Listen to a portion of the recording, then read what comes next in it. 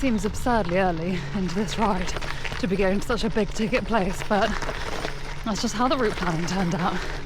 I am on my way to Stonehenge at the very beginning of a Wiltshire mystery ancient history tour. You know I love those.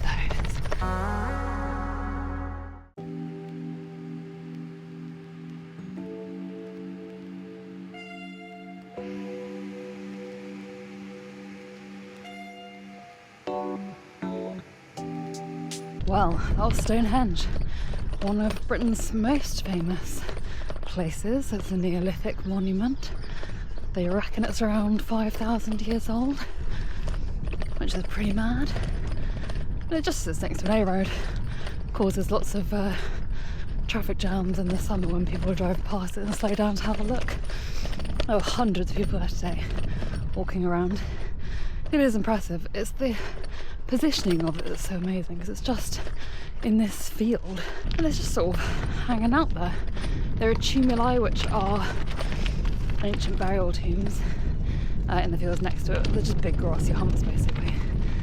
But now I'm on my way to the lesser known Woodhenge.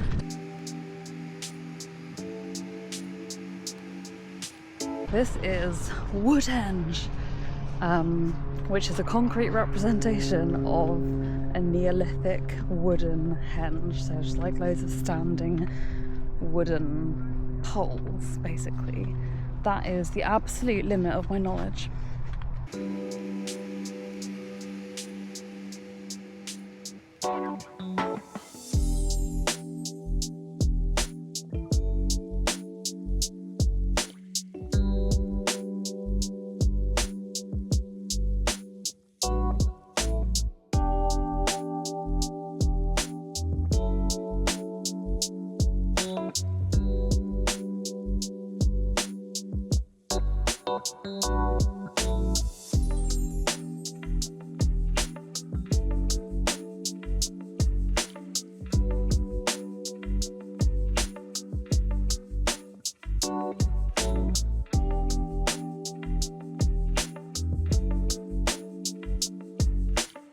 So Wiltshire has 8 white horses. The landscape here is made entirely out of chalk pretty much, and some of these horses are really old, like hundreds and hundreds of years old, that people carved them into the chalk hillside, and so they stand out bright white against the green.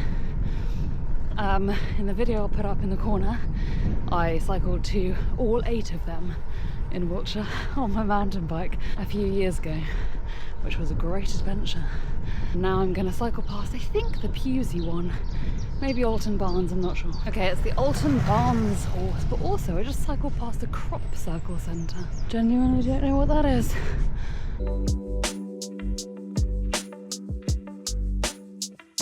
The horses are pretty amazing, really. They are massive when you actually get up close to them. If you get super close to them, you can't really see them because they're so big. And you're just stood there and there's like all this like white stuff around you, but you can't really see a shape. So you have to see them from far away. But at the same time, they don't show up very well on this camera. But in all these downlands, yeah, there are 8. But obviously, because all the white horses are cut into hills, you have to cycle over hills to get to them. I'm cycling over this down, and then down into Avebury, which has a stone circle. In fact, it basically is a stone circle, the whole village.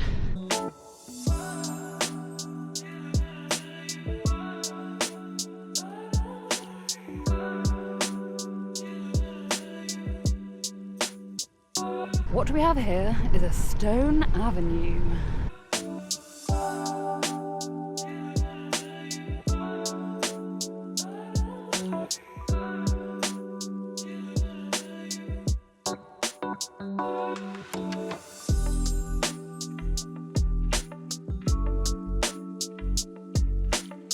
Road literally goes through the middle of the stone circle. So it's 40 and a bit kilometres from Amesbury to Avebury, where I am now.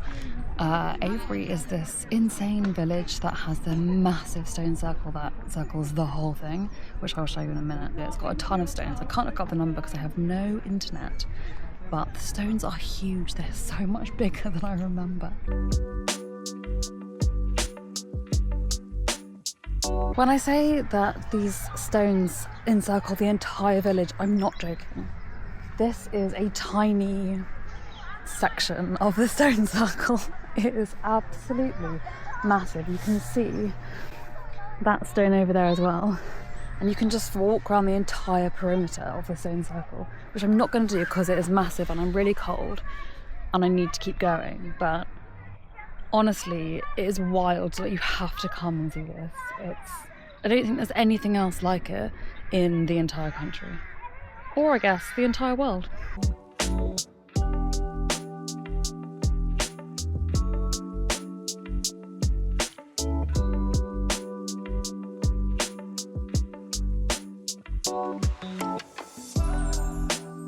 This is Silbury Hill, which is not a burial ground, even though it definitely looks like it should be one.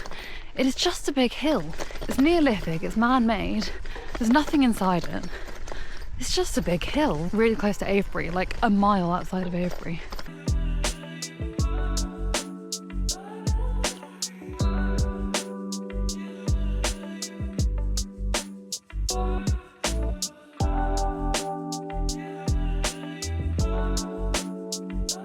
This is a linear route, so I'm almost back now at Amesbury. And the headwind on the way out to Avebury is brutal. So it's been easier on the way back, but I am knackered.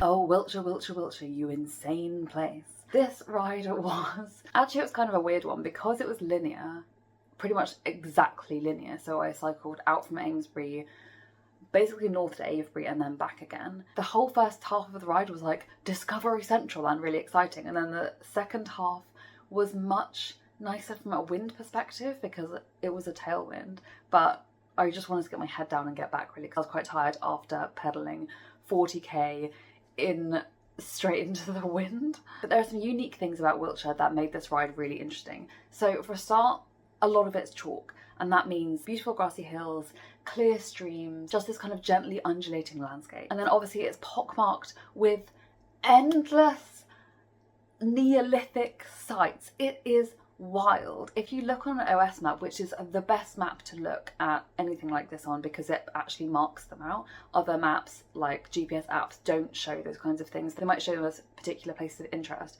but OS maps, whether you have the app or the paper maps, they are just, you can just pore over them for hours because they're so fascinating, specifically in Wiltshire because it's so incredible, although obviously Neolithic stuff covers the UK in general. But you just can't escape it here. So I went immediately to Stonehenge, which is super close to Amesbury, like a couple of miles away. And then I had Woodhenge there, which is concrete blocks, but they are there to represent what was really tall wooden poles. And then around this landscape, there were so many tumuli, which are just these big grassy mounds, not as big as Silbury Hill, but still pretty prominent on the landscape sometimes. And then up to the Alton Barnes horse, which is not very old. It's like 200 years old or something. And there are other older ones in the landscape, and they all look slightly different, but they are all quite prominent white horses, just carved into green grassy hills, and they just stand out as this white chalk in the background. They are maintained and they are cleaned by, I don't know, local volunteers or whatever, but they're so incredible to see. And then obviously down to Avebury, which is